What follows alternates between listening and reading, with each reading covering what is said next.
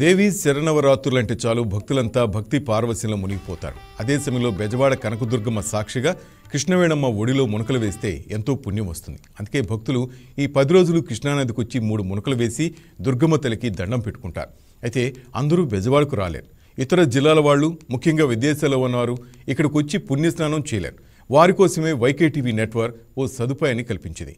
www.yktv.in వెబ్సైట్లో www.yktv.in/నవరాత్రి ఉత్సవ్ ఈ లింకును click చేయగానే కృష్ణానదిలో 3 మునకలు వేసినట్లుగా వర్చువల్ వీడియో చేశారు. అది క్లిక్ చేస్తే మీరు కూడా 3 మునకలు వేసినట్లే. వెంటనే ఈ వెబ్సైట్ను విజిట్ చేయండి, 3 మునకలు వేయండి. దేవి శరణవరాత్రుల పుణ్యాన్ని దుర్గమ్మ ఆశీస్సులతో పొందండి.